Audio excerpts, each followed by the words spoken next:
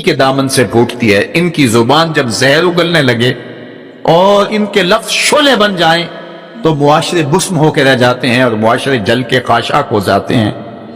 اس لیے خاص طور پہ اس طبقے کو اپنا ہمیشہ محاسبہ کرنے کی ضرورت ہے کہ ہمارے عمل سے، ہمارے رویے سے، طرز زندگی سے، ہماری گفتگو سے، ہمارے کسی لہجے سے کسی کے لیے تفریق، تشتت، افتراق اور لڑائی پیدا نہ ہو۔ تو یہ بات بہت ہی اہم ہے جو اللہ کے محبوب علیہ الصلوۃ والسلام نے بیان فرمائی۔ اللہ کے محبوب علیہ السلام فرماتے ہیں میں نے ایک منظر دیکھا، ایک سوراخ ہے، اس سے ایک بیل نکلتا ہے، نکلنے کے بعد دوبارہ گھسنے کی کوشش کرتا ہے لیکن گھس نہیں پاتا۔ تو میں نے جبریل سے پوچھا کہ یہ کیا ماجرا ہے؟ تو جبریل نے کہا کہ حضور یہ ان لوگوں کی مثال بیان کی ہے جو زبان سے بڑا بول نکال دیتے ہیں اور پھر دوبارہ اس کو لینا چاہتے ہیں تو پھر وہ واپسی نہیں ہو سکتی۔ بعض اوقات آپ کوئی ایسی بات کر دیتے ہیں جس سے فتنہ پھیلنا شروع ہو جاتا ہے، جس سے شر پھیلنا شروع ہو جاتی ہے، جس سے معاشرے کے اندر تشتت اور افتراق پیدا ہونا شروع ہو جاتا ہے، جس سے لوگ آپس میں الجھ پڑتے ہیں۔ تو آپ آرام سے زبان سے کوئی جملہ نکال دیتے ہیں لیکن بعد میں اس کو واپس لینا چاہیں لیکن وہ شر پھیل چکی ہوتی۔ تو اسی لیے ہمارے بزرگوں نے ہمیں یہ کہا ہے کہ بولنے سے پہلے 100 مرتبہ بات کو تول لو، غور کر لو، فکر کر لو۔ کمان سے تیر نہ نکلا ہو، آپ کے پاس اختیار ہوتا ہے کہ جب چاہو اس کو پھینک لو، لیکن جب آپ کمان سے تیر چھوڑ چکے ہوں تو پھر آپ کا اختیار ختم ہو جاتا ہے۔ پھر وہ زخمی کرے، کسی کی موت کا سبب بنے یا وہ تیر ضائع چلا جائے، پھر تمہارا اختیار نہیں ہوتا۔ تو بولنے سے قبل ضرور سوچو کہ میری زبان سے نکلا ہوا کوئی جملہ اس معاشرے پر کیا اثر پیدا کرے گا، اور جب زبان سے جملہ نکل گیا تو پھر آپ کے اختیار میں نہیں ہے۔ تو یہ بہت ضروری ہے۔ اس وقت ہر بندہ جو زبان میں آئے بول دیتا ہے، ہر بندے کو اس وقت بولنے کی جو لت ہے، اور آج کل تو وہ سوشل میڈیا کے اوپر جو من میں آیا تنہائی میں وہ لکھ دیا اور لکھ کے معاشرے کے اندر لوگوں کے اندر وہ چیز وائرل کر دی، جس طرح کی تصویر چاہا ڈال دی، لیکن پھر بعد میں وہ آپ کے اختیار میں چیز نہیں رہتی ہے۔ بلکہ اب تو اتنے بخسیس اور اتنے نیچ فطرت کے لوگ بھی سوشل میڈیا پہ بیٹھے ہوئے ہیں۔ کسی زمانے کے اندر جو گندے مزاج کے لوگ ہوتے تھے وہ واش روم کے اندر بیٹھ کر کے چھپ کے اپنے خب سے باطن کا اظہار کرتے تھے، اور واش روم کی دیواروں کے اوپر جو ان کے من میں غلاظت ہوتی وہ لکھ دیا کرتے تھے۔ پبلک واش رومز کے اندر ایسے مناظر آپ نے بھی دیکھے ہوں گے، انسانیت کا سر شرم سے جھک جاتا ہے۔ ایسے چھوٹی سوچ کے لوگ وہاں بیٹھ کر کے جو ہے وہ لکھ دیا کرتے تھے۔ اب وہی لوگ، ان کو ایک سوشل میڈیا کا پلیٹ فارم مل گیا ہے اور وہ یہاں اپنے بند کمرے میں جو چاہیں لکھ کے اس کے اوپر ڈال دیں، اور اس کی شر اور اس کا فساد اور اس کی غلاظت، اس کی گندگی کے چھینٹے کہاں کہاں تک پہنچتے ہیں، ان کو اس سے غرض نہیں ہوتی۔ تو ایک ایک حرف جو زبان سے نکلتا ہے، تمہارا قلم سے نکلا ہوا ایک ایک جملہ، اس کا حساب ہونا ہے قیامت کے دن۔ ایک ایک چیز کے بارے میں پوچھا جائے گا۔ اور آج اگر تم سوشل میڈیا پہ کوئی بات چھوڑتے ہو، یا کسی مجمع عام کے اندر کوئی بات کرتے ہو، یا تنہائی کے اندر کوئی بات کرتے ہو اور پھر اس کی شر پھیلتی ہے، تو وہ شر تو پھر سفر کرتی رہے گی۔ تم اب وہ جملے کہنے چھوڑ بھی دو، تم اپنا وہ اکاؤنٹ بند بھی کر دو، لیکن وہ شر، وہ غلاظت، وہ گندگی، وہ چھینٹے جو اڑے تھے وہ آگے بڑھتے رہیں گے، اور اس کا گناہ تمہارے نامہ اعمال میں، تمہارے کھاتے میں درج ہوتا رہے گا، حتیٰ کہ تم مر بھی گئے تو پھر بھی تمہارے نامہ اعمال کے اندر وہ سب کچھ اترتا رہے گا۔ اس لیے اپنے آپ کو محتاط کرنے کی ضرورت ہے، اور اپنے ایک ایک لمحے کو محفوظ کرنے کی ضرورت ہے۔ اپنے وقت کو قیمتی جانو، اپنی زبان کو کھولنے سے قبل 100 بار سوچو کہ جو میں لفظ کہہ رہا ہوں وہ کیا مجھے کہنا چاہیے یا نہیں۔ میرے اور آپ کے آقا و مولا نے فرمایا جو اللہ اور پچھلے دن پر ایمان رکھتا ہے وہ خیر کی بات کہے ورنہ چپ رہے، اس کا چپ رہنا اس کے لیے بہتر ہے، اور اگر وہ کہنا چاہتا ہے تو وہ خیر کی بات کہے۔ تو فرمایا میں نے وہاں پیل نکلتے ہوئے دیکھا اور پھر دوبارہ گھسنا چاہتا ہے تو گھس نہیں پاتا۔ تو کہا جبریل نے کہ یہ وہ بول ہے جو زبان سے نکالا جا چکا ہے، اب دوبارہ زبان میں اس کو داخل نہیں کیا جا سکتا۔ اور مختلف صورتیں حضور نے دیکھی، لوگوں کو عذابوں کے اندر مبتلا دیکھا، لوگوں کو تکلیفوں کے اندر مبتلا دیکھا، کسی کو خون کی نہر کے اندر غوطے کھاتے دیکھا، کسی کے پیٹ کے اندر سانپ دیکھے۔ اور جبریل سے پوچھا تو جبریل نے عرض کی یا رسول اللہ یہ سود خور ہے، یا رسول اللہ یہ حرام کھانے والا ہے، یہ فلاں جرم کا مرتکب شخص ہے۔ تو وہ صورتیں حضور علیہ السلام کو دکھائی گئی اور وہ مناظر حضور کو دکھائے گئے۔ اور دوسری جانب جنت میں حضور نے ان خوش نصیب لوگوں کو بھی دیکھا کہ جن کی نیکیوں کی وجہ سے وہ اللہ کی رحمتوں کے حصار میں ہیں۔ ایک شخص کو دیکھا جو نور عرش میں ڈوبا ہوا ہے اور وہ نور ہی نور میں ہے۔ اللہ اکبر۔ تو جبریل حضور نے پوچھا یہ کون شخص ہے؟ تو جبریل امین نے اس کی 3 خوبیاں بیان کی، ان میں سے ایک خوبی یہ تھی کہ وہ اپنے والدین کا فرما بردار ہے۔ حضور علیہ السلام نے معراج کی شب بہت نظارے دیکھے، جنت دوزخ کو مشاہدہ کیا۔ حضور نے انبیاء علیہ السلام سے ملاقاتیں کی۔ پہلے آسمان پہ حضور علیہ السلام نے حضرت آدم علیہ السلام کو دیکھا، دوسرے آسمان پہ دیگر حتیٰ کہ 7ویں آسمان تک مختلف نبیوں کو دیکھا۔ اور پھر اس کے بعد حضور علیہ السلام 7 آسمانوں سے گزرتے ہوئے جب سدرۃ المنتہا پہ پہنچے تو جبریل امین نے کہا کہ حضور اب اس سے آگے میں نہیں جا سکتا۔ اللہ اکبر۔ پھر سبز نوری تخت آیا جس پہ حضور جلوہ فراز ہوئے، رف نامی اس تخت پہ حضور بیٹھے۔ پھر حضور وہاں تک پہنچے جہاں کسی کا خیال بھی نہیں پہنچ سکتا۔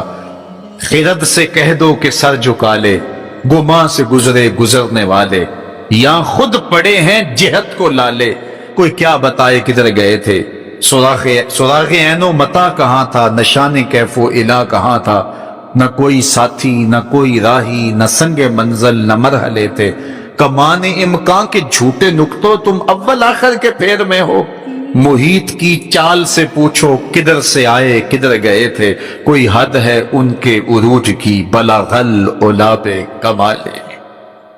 حضور علیہ السلام فرماتے رأیت ربی فی احسن صورہ۔ اللہ اکبر۔ سب سے بڑی دولت جو حضور نے ملاحظہ کی، سب سے بڑا نور جو حضور نے دیکھا، سب سے بڑی قدرت کی نشانی جو حضور نے دیکھی، وہ یہ تھا کہ حضور نے سر کی آنکھوں سے اپنے رب کا دیدار کیا۔ نور ہی نور، اجالے ہی اجالے، روشنیاں ہی روشنی۔ اللہ اکبر۔ خود بلایا محبوب کو اور اپنا جلوہ دکھایا۔ ایک کوہ طور پہ خود چل کے جاتے ہیں، رب ارنی انظر الی، مالک میں تجھے دیکھنا چاہتا ہوں۔ تو جواب کیا ملتا ہے؟ لن ترانی، اے موسیٰ تم مجھے نہیں دیکھ سکتے۔ اور ایک ام ہانی کے گھر لیٹے ہیں اور چادر اوڑھ کے استراحت کر رہے ہیں۔ جبریل جا کے حاضر ہو کے عرض گزار ہوتے ہیں، ان اللہ اشتاق الی لقائک یا رسول اللہ، محبوب آپ لیٹے ہو، آپ کا رب آپ کا دیدار کرنا چاہ رہا ہے۔ تبارک اللہ، شان تیری، تجھی کو زیبا ہے بے نیازی۔ کہیں پہ وہ جوش لن ترانی، کہیں تقاضے وصال کے تھے۔ ایک کوہ طور پہ خود چل کے جاتا ہے اور دیدار کی طلب کرتا ہے، مالک میں تجھے دیکھنا چاہتا ہوں۔ جواب کیا ملتا ہے؟ لن ترانی، اے موسیٰ تم نہیں دیکھ سکتے۔ اہم اصرار ہوتا ہے بار بار، یا اللہ میں تجھے دیکھنا چاہتا ہوں۔ علماء نے لکھا جب یہ کہہ دیا گیا تم نہیں دیکھ سکتے تو پھر تقاضا کیوں تھا؟ کہا اس لیے کہ رب کا کلام سنا تھا، اس لیے تڑپ تھی، جس کے کلام میں اتنا لطف ہے دیدار کا مزہ کیا ہوگا۔ تو کہا تھا مالک میں تجھے دیکھنا چاہتا ہوں۔ اچھا اگر مجھے دیکھنا چاہتے انظر الی الجبل، اس پہاڑ کو دیکھو، اگر یہ اپنی جگہ پہ کھڑا رہا تو تم مجھے دیکھ لو۔ اللہ نے اپنی رویت کو استقرار جبل کے ساتھ معلق کر دیا۔ علامہ سعد الدین تفتازانی علیہ رحمہ نے شرح عقائد نسبیہ میں اس پہ گفتگو کی ہے کہ ممکن کے ساتھ معلق بھی ممکن ہوتا ہے، گویا اللہ کا دیدار ممکن ہے۔ تو اللہ تعالیٰ جل شانہ نے کہا کہ اس پہاڑ کو دیکھو، یہ اگر اپنی جگہ ٹھہرا رہا تو تم مجھے دیکھ لو گے، یہ الگ بات ہے۔ کہ وہ پہاڑ ٹھہر نہ سکا، اللہ کے جلووں کی تاب نہ لا سکا۔ اللہ تعالیٰ نے اس پہاڑ پہ جب اپنی تجلی کا نزول کیا، اور وہ بھی تجلی ذاتی نہیں تھی، تجلی صفاتی، اور اس کا بھی عکس پرتو ذل اور سایہ اس پہاڑ پہ ڈالا، اور پہاڑ اس جلوے کی تاب نہیں لا سکا، طور جلنے لگا، خرّ موسیٰ صاعقہ قرآن بتاتا ہے۔ حضرت موسیٰ علیہ السلام بھی بے ہوشی کی کیفیت میں زمین پر تشریف فرما ہو گئے۔ اللہ اکبر۔ اس کے بعد جب ہوش میں آئے تو حضرت موسیٰ اللہ کی بارگاہ میں عرض گزار ہے، مالک میں تیرے حضور توبہ کرتا ہوں، میں نے تقاضا ہی کیوں کیا۔ اللہ اکبر۔ جلووں کی تاب نہیں لا سکے، اور وہ تجلی ذاتی بھی نہیں تھی، تجلی صفاتی تھی، اور وہ بھی تجلی صفاتی کا عکس تھا، سایہ تھا، اور وہ بھی پہاڑ پہ پڑا، پہاڑ سے منعکس ہو کے حضرت موسیٰ علیہ السلام پہ آیا، لیکن تاب نہیں لا سکے۔ لیکن اللہ کے دیدار کا سرما تو آنکھوں میں لگ گیا تھا، ایک جھلک تو پڑی تھی۔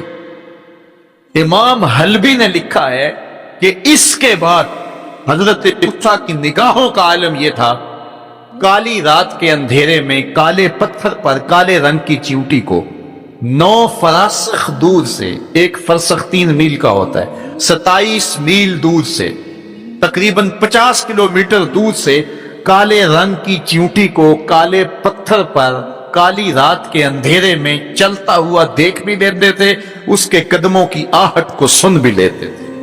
یہ اللہ کا کلام سننے کی وجہ سے کانوں میں یہ سماعت آ گئی، اور اللہ کا دیدار کرنے کی وجہ سے آنکھوں میں یہ توانائی آ گئی کہ 50 کلومیٹر دور کالی رات کے اندھیرے میں، شب دیجور کی ظلمتوں میں، کالے رنگ کی چیوٹی کو چلتا ہوا دیکھتے بھی، اس کے قدموں کی سرسراہٹ کو سنتے بھی۔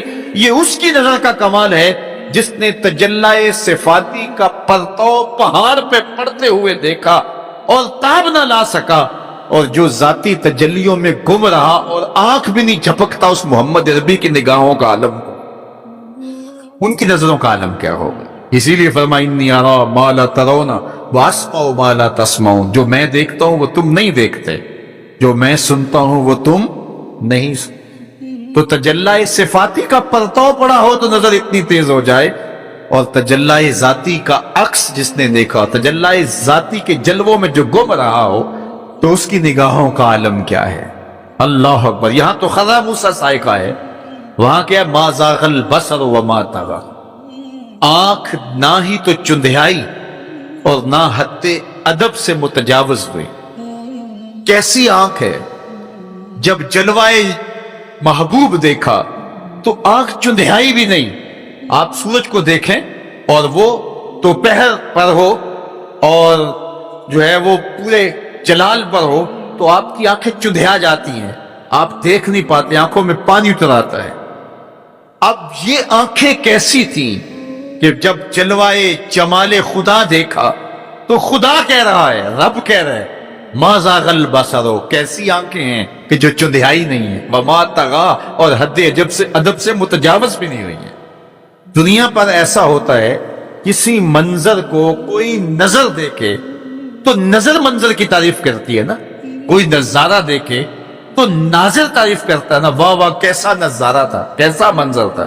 دنیا کے اوپر یہی ہوتا آیا ہے، لوگ جاتے ہیں گلزاروں کو، پہاڑوں کو، کوساروں کو، وادیوں کو دیکھنے کے لیے، تو واپس پلٹتے ہیں تو کہتے ہیں کیا منظر تھا یار، پہاڑوں پہ جمی ہوئی برف، پھوٹتے جھرنے، بہتی ندیاں، کیا منظر تھا، کیا خوبصورت درخت تھے، اور درختوں کے اوپر کیا قدرت کے جمال کے رنگ تھے۔ اقبال بھی ایک منظر دیکھ کر آئے تو واپس کسی نے پوچھا کیا دیکھا وہاں، تو انہوں نے کہا من خدا را آنجا دیدم بے حجاب، میں نے اس کے جلوے وہاں بے نقاب دیکھے۔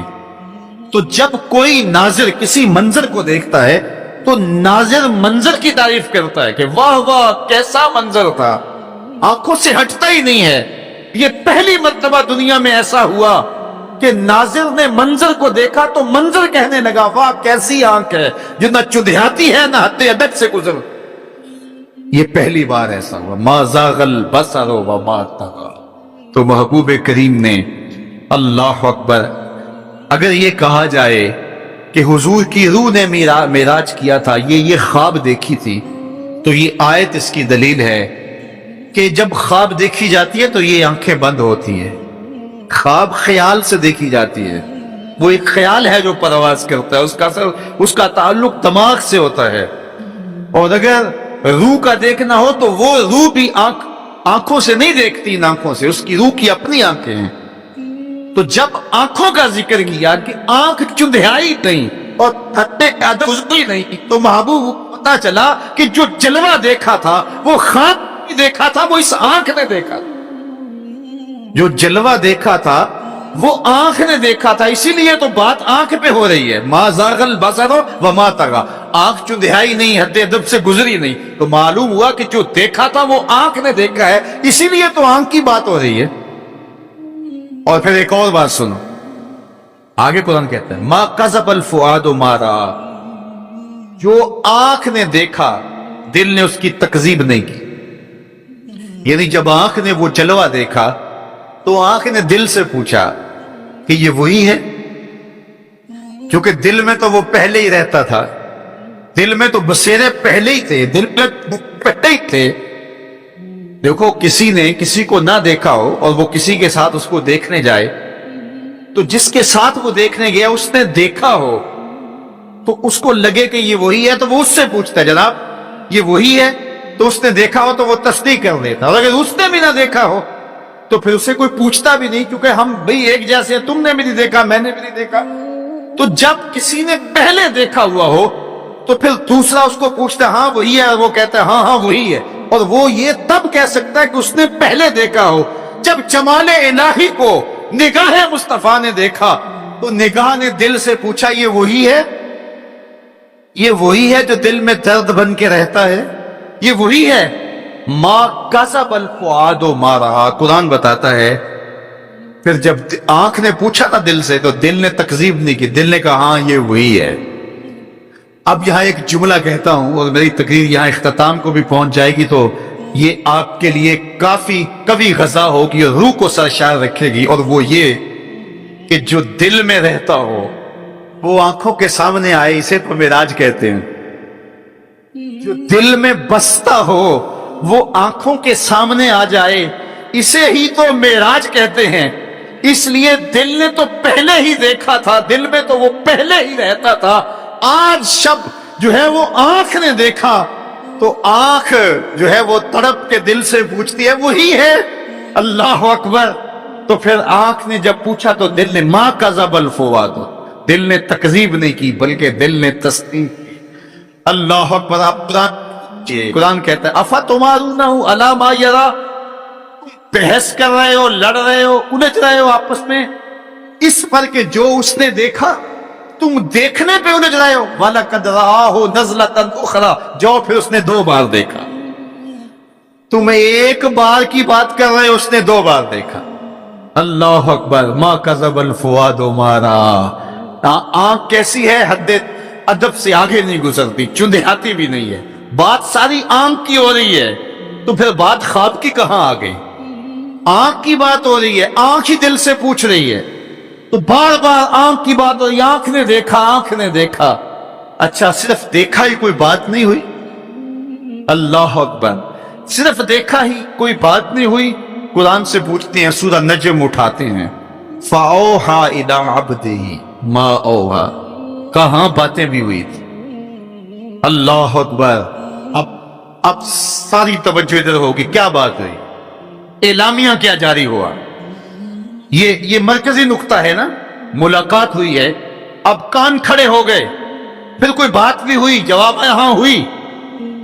فَأَوْحَىٰ, ہاں بات ہوئی. فَأَوْحَىٰ إِلَىٰ عَبْدِهِ, اس نے اپنے بندے سے کوئی بات کی. اب سماعتیں رک گئیں, سانسیں بھی رک گئیں. اب سنیں تو صحیح کیا بات ہوئی, اب سنو کیا بات ہوئی. اور اس بات پہ بات ہی ختم ہے. کیا لفظ ہیں اور کیا قرآن کا اسلوب ہے. قرآن تو واقعی اللہ کا کلام ہے. ان کے دامن سے پھوٹتی ہے. ان کی زبان جب زہر اگلنے لگے اور ان کے لفظ شعلے بن جائیں تو معاشرے بسم ہو کے رہ جاتے ہیں اور معاشرے جل کے خاشاک ہو جاتے ہیں. اس لیے خاص طور پہ اس طبقے کو اپنا ہمیشہ محاسبہ کرنے کی ضرورت ہے کہ ہمارے عمل سے، ہمارے رویے سے، طرز زندگی سے، ہماری گفتگو سے، ہمارے کسی لہجے سے کسی کے لیے تفریق، تشتت، افتراق اور لڑائی پیدا نہ ہو۔ تو یہ بات بہت ہی اہم ہے جو اللہ کے محبوب علیہ الصلوۃ والسلام نے بیان فرمائی۔ اللہ کے محبوب علیہ السلام فرماتے ہیں میں نے ایک منظر دیکھا، ایک سوراخ ہے، اس سے ایک بیل نکلتا ہے، نکلنے کے بعد دوبارہ گھسنے کی کوشش کرتا ہے لیکن گھس نہیں پاتا۔ تو میں نے جبریل سے پوچھا کہ یہ کیا ماجرا ہے؟ تو جبریل نے کہا کہ حضور یہ ان لوگوں کی مثال بیان کی ہے جو زبان سے بڑا بول نکال دیتے ہیں اور پھر دوبارہ اس کو لینا چاہتے ہیں تو پھر وہ واپسی نہیں ہو سکتی۔ بعض اوقات آپ کوئی ایسی بات کر دیتے ہیں جس سے فتنہ پھیلنا شروع ہو جاتا ہے، جس سے شر پھیلنا شروع ہو جاتی ہے، جس سے معاشرے کے اندر تشتت اور افتراق پیدا ہونا شروع ہو جاتا ہے، جس سے لوگ آپس میں الجھ پڑتے ہیں۔ تو آپ آرام سے زبان سے کوئی جملہ نکال دیتے ہیں لیکن بعد میں اس کو واپس لینا چاہیں لیکن وہ شر پھیل چکی ہوتی۔ تو اسی لیے ہمارے بزرگوں نے ہمیں یہ کہا ہے کہ بولنے سے پہلے 100 مرتبہ بات کو تول لو، غور کر لو، فکر کر لو۔ کمان سے تیر نہ نکلا ہو، آپ کے پاس اختیار ہوتا ہے کہ جب چاہو اس کو پھینک لو، لیکن جب آپ کمان سے تیر چھوڑ چکے ہوں تو پھر آپ کا اختیار ختم ہو جاتا ہے۔ پھر وہ زخمی کرے، کسی کی موت کا سبب بنے یا وہ تیر ضائع چلا جائے، پھر تمہارا اختیار نہیں ہوتا۔ تو بولنے سے قبل ضرور سوچو کہ میری زبان سے نکلا ہوا کوئی جملہ اس معاشرے پر کیا اثر پیدا کرے گا، اور جب زبان سے جملہ نکل گیا تو پھر آپ کے اختیار میں نہیں ہے۔ تو یہ بہت ضروری ہے۔ اس وقت ہر بندہ جو زبان میں آئے بول دیتا ہے، ہر بندے کو اس وقت بولنے کی جو لت ہے، اور آج کل تو وہ سوشل میڈیا کے اوپر جو من میں آیا تنہائی میں وہ لکھ دیا اور لکھ کے معاشرے کے اندر لوگوں کے اندر وہ چیز وائرل کر دی، جس طرح کی تصویر چاہا ڈال دی، لیکن پھر بعد میں وہ آپ کے اختیار میں چیز نہیں رہتی ہے۔ بلکہ اب تو اتنے بخسیس اور اتنے نیچ فطرت کے لوگ بھی سوشل میڈیا پہ بیٹھے ہوئے ہیں۔ کسی زمانے کے اندر جو گندے مزاج کے لوگ ہوتے تھے وہ واش روم کے اندر بیٹھ کر کے چھپ کے اپنے خب سے باطن کا اظہار کرتے تھے، اور واش روم کی دیواروں کے اوپر جو ان کے من میں غلاظت ہوتی وہ لکھ دیا کرتے تھے۔ پبلک واش رومز کے اندر ایسے مناظر آپ نے بھی دیکھے ہوں گے، انسانیت کا سر شرم سے جھک جاتا ہے۔ ایسے چھوٹی سوچ کے لوگ وہاں بیٹھ کر کے جو ہے وہ لکھ دیا کرتے تھے۔ اب وہی لوگ، ان کو ایک سوشل میڈیا کا پلیٹ فارم مل گیا ہے اور وہ یہاں اپنے بند کمرے میں جو چاہیں لکھ کے اس کے اوپر ڈال دیں، اور اس کی شر اور اس کا فساد اور اس کی غلاظت، اس کی گندگی کے چھینٹے کہاں کہاں تک پہنچتے ہیں، ان کو اس سے غرض نہیں ہوتی۔ تو ایک ایک حرف جو زبان سے نکلتا ہے، تمہارا قلم سے نکلا ہوا ایک ایک جملہ، اس کا حساب ہونا ہے قیامت کے دن۔ ایک ایک چیز کے بارے میں پوچھا جائے گا۔ اور آج اگر تم سوشل میڈیا پہ کوئی بات چھوڑتے ہو، یا کسی مجمع عام کے اندر کوئی بات کرتے ہو، یا تنہائی کے اندر کوئی بات کرتے ہو اور پھر اس کی شر پھیلتی ہے، تو وہ شر تو پھر سفر کرتی رہے گی۔ تم اب وہ جملے کہنے چھوڑ بھی دو، تم اپنا وہ اکاؤنٹ بند بھی کر دو، لیکن وہ شر، وہ غلاظت، وہ گندگی، وہ چھینٹے جو اڑے تھے وہ آگے بڑھتے رہیں گے، اور اس کا گناہ تمہارے نامہ اعمال میں، تمہارے کھاتے میں درج ہوتا رہے گا، حتیٰ کہ تم مر بھی گئے تو پھر بھی تمہارے نامہ اعمال کے اندر وہ سب کچھ اترتا رہے گا۔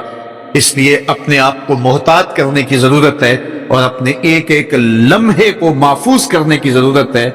اپنے وقت کو قیمتی جانو، اپنی زبان کو کھولنے سے قبل 100 بار سوچو کہ جو میں لفظ کہہ رہا ہوں وہ کیا مجھے کہنا چاہیے یا نہیں۔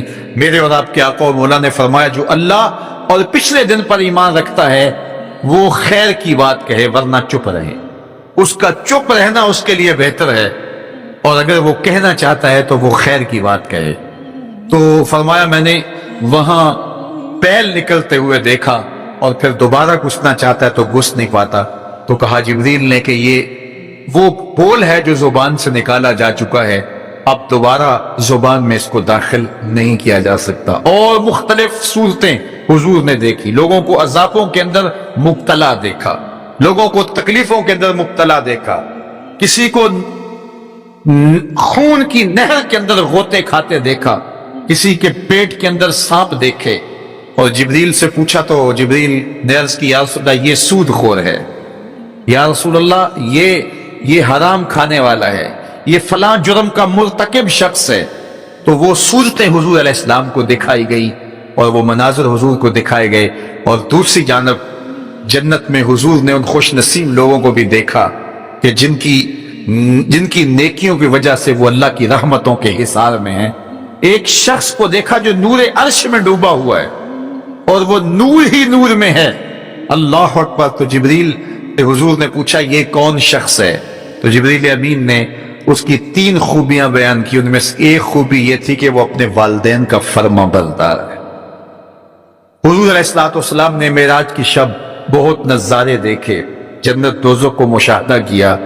حضور نے انبیاء علیہ السلام سے ملاقاتیں کی۔ پہلے آسمان پہ حضور علیہ السلام نے حضرت آدم علیہ السلام کو دیکھا، دوسرے آسمان پہ دیگر حتیٰ کہ 7ویں آسمان تک مختلف نبیوں کو دیکھا، اور پھر اس کے بعد حضور علیہ السلام 7 آسمانوں سے گزرتے ہوئے جب سدرۃ المنتہا پہ پہنچے تو جبریل امین نے کہا کہ حضور اب اس سے آگے میں نہیں جا سکتا۔ اللہ اکبر۔ پھر سبز نوری تخت آیا جس پہ حضور جلوہ فراز ہوئے، رف نامی اس تخت پہ حضور بیٹھے۔ پھر حضور وہاں تک پہنچے جہاں کسی کا خیال بھی نہیں پہنچ سکتا۔ خرد سے کہہ دو کہ سر جھکا لے، گماں سے گزرے گزرنے والے، یا خود پڑے ہیں جہت کو لالے، کوئی کیا بتائے کدھر گئے تھے، سراغ عین و متا کہاں تھا، نشان کیف و الا کہاں تھا، نہ کوئی ساتھی نہ کوئی راہی، نہ سنگ منزل نہ مرحلے تھے، کمان امکان کے جھوٹے نکتوں تم اول آخر کے پھیر میں ہو، محیط کی چال سے پوچھو کدھر سے آئے کدھر گئے تھے، کوئی حد ہے ان کے عروج کی، بلغل علاب کمالے۔ حضور علیہ السلام فرماتے رأیت ربی فی احسن صورہ۔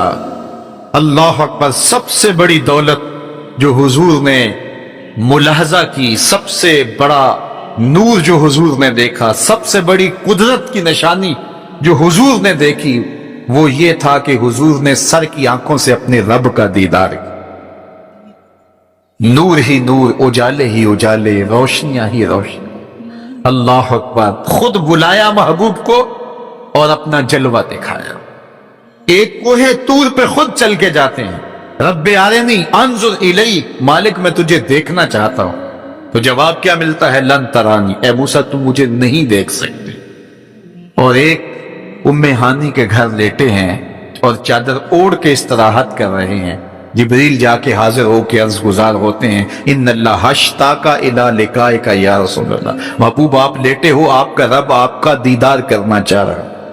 تبارک اللہ، شان تیری، تجھی کو زیبا ہے بے نیازی، کہیں پہ وہ جوش لن ترانی، کہیں تقاضے وصال کے تھے۔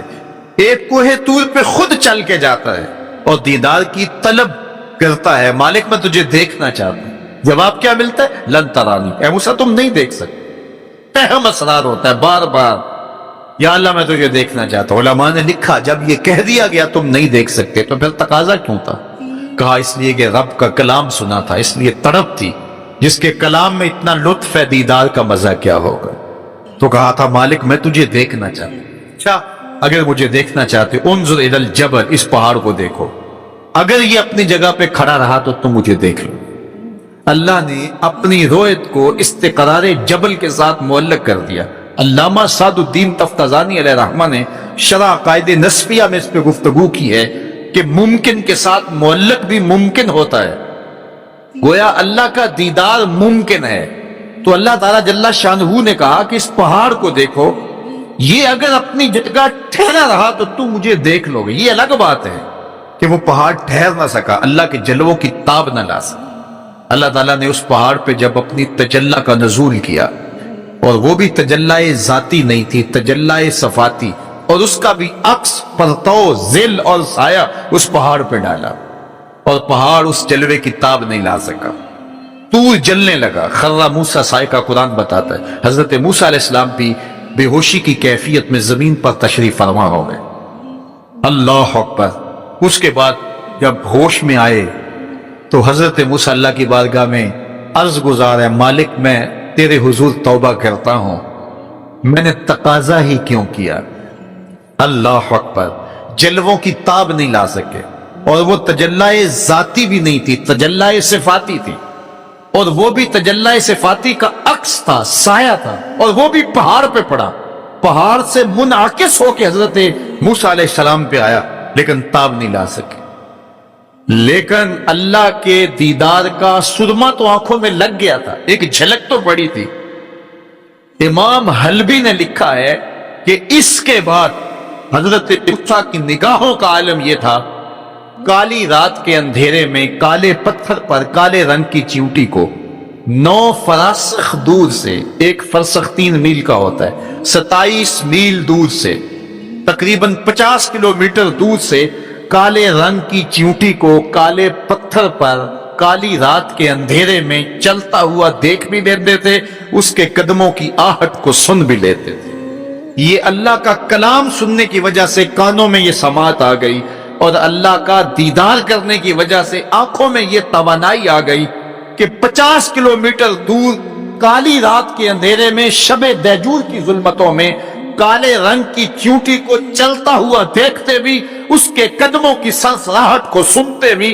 یہ اس کی نظر کا کمال ہے جس نے تجلی صفاتی کا پرتو پہاڑ پہ پڑتے ہوئے دیکھا اور تاب نہ لا سکا، اور جو ذاتی تجلیوں میں گم رہا اور آنکھ بھی نہیں جھپکتا اس محمد عربی کی نگاہوں کا عالم کو، ان کی نظروں کا عالم کیا ہوگا۔ اسی لیے فرمایا انی ارا ما لا ترون واسمع ما لا تسمعون، جو میں دیکھتا ہوں وہ تم نہیں دیکھتے، جو میں سنتا ہوں وہ تم نہیں سنتے۔ تو تجلی صفاتی کا پرتو پڑا ہو تو نظر اتنی تیز ہو جائے، اور تجلی ذاتی کا عکس جس نے دیکھا، تجلی ذاتی کے جلووں میں جو گم رہا ہو، تو اس کی نگاہوں کا عالم کیا ہے۔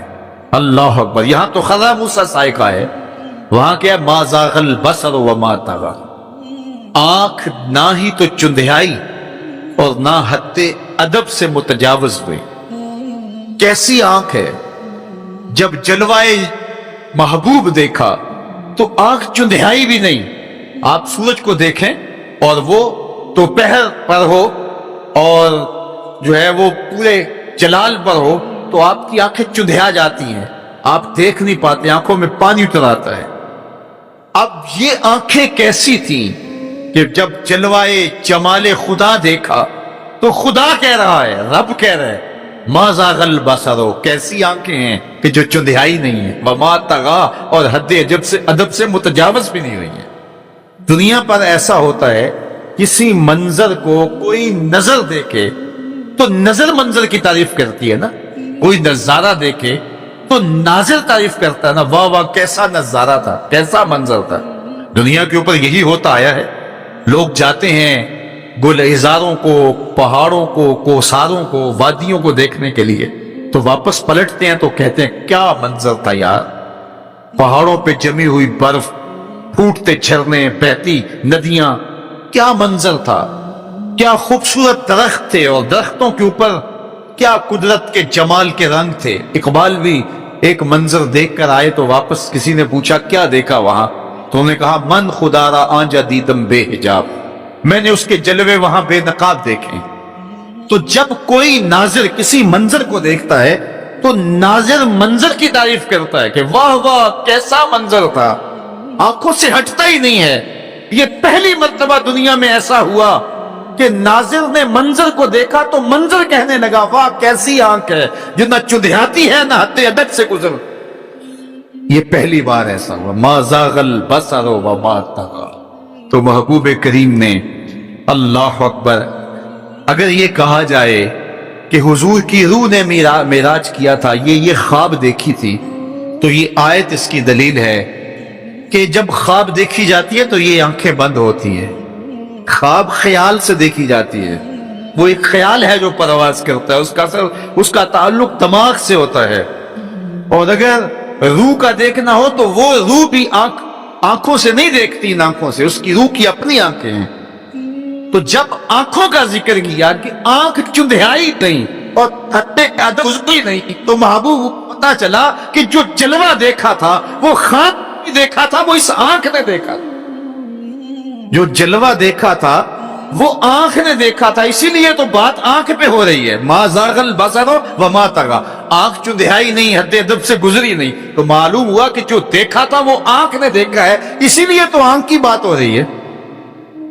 और फिर एक और बात सुनो, आगे कुरान कहता है मा कज़बल फुआदु मा रआ, जो आंख ने देखा दिल ने उसकी तकजीब नहीं की। यानी जब आंख ने वो जलवा देखा तो आंख ने दिल से पूछा कि ये वही है, क्योंकि दिल में तो वो पहले ही रहता था, दिल में तो बसेरे पहले ही थे, दिल में पहले ही थे।